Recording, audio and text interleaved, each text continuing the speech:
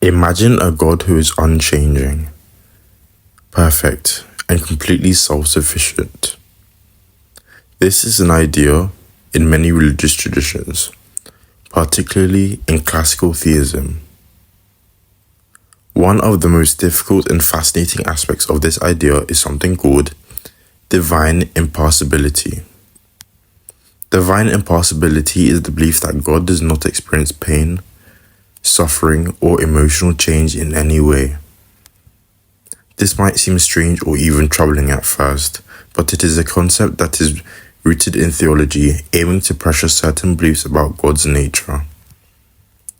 To begin understanding divine impassibility, we need to think about some key characteristics traditionally ascribed to God.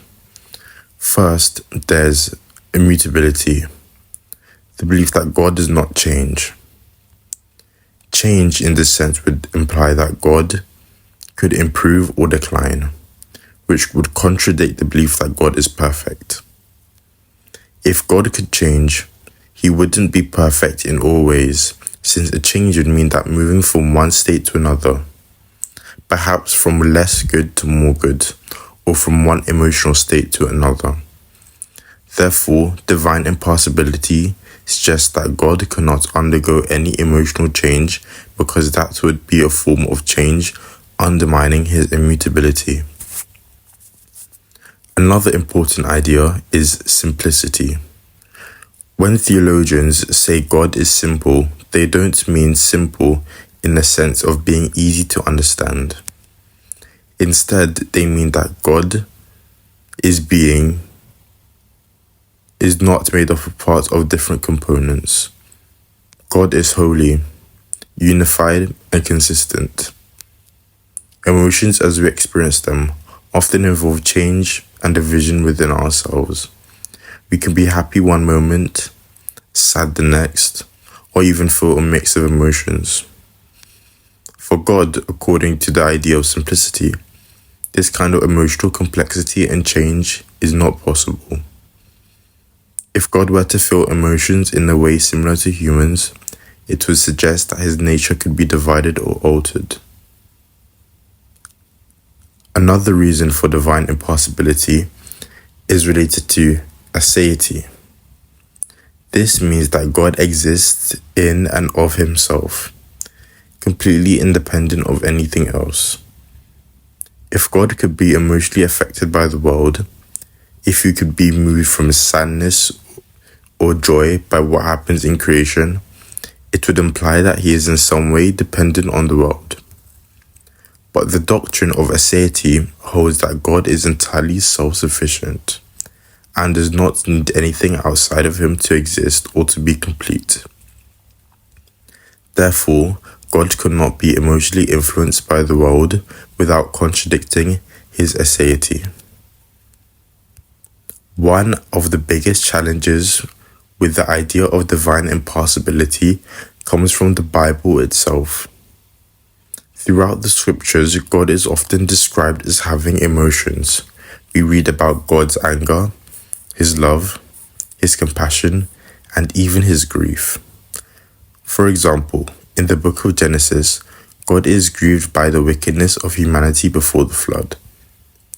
In Psalms, we see expressions of God's loving kindness and compassion.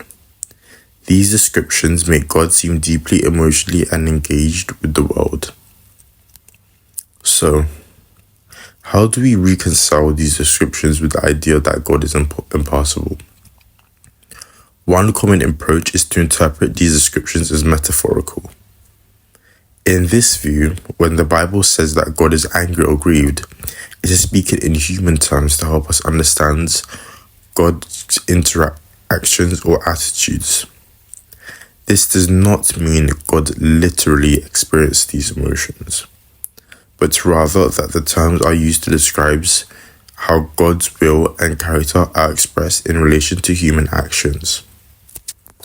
Another perspective is that God, whilst impassible in his divine nature, expresses something like emotions in a way that is appropriate to his perfect and unchanging nature. In this sense, God's emotions are not like human emotions that involve change or suffering, but are consistent expressions of his will and character. Another challenging aspect of divine impassibility is how it relates to the idea of God's empathy or concern for human suffering. Many people find comfort in the belief that God understands and shares their pain. If God is impassible, it might seem like he's distant and uncaring. However, theologians who support divine impassibility often argue that God's care and concern for us are expressed in ways that are far beyond human emotions. Rather than feeling emotions as we do, God's love and concern are perfect, constant, and unchanging.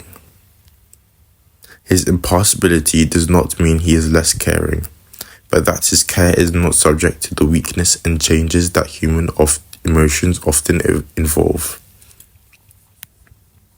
One of the most profound challenges to divine impassibility comes from the Christian belief in the incarnation, the belief that God became human in the person of Jesus Christ.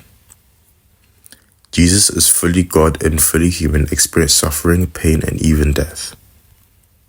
This raises a deep question. If Jesus is God and Jesus suffered, does this mean God can suffer?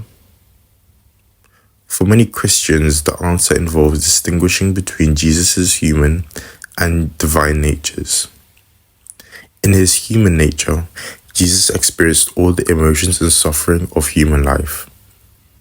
But in his divine nature, he remained impassible, unchanged, and perfect.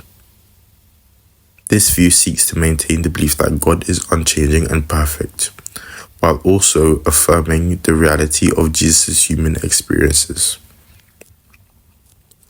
In conclusion, divine impassibility is a complex and difficult doctrine. It challenges us to think deeply about the nature of God and how we understand his relationship to the world. While it may seem abstract or distant, it is a key part of a long tradition of thinking about what it means for God to be perfect, unchanging, and self-sufficient.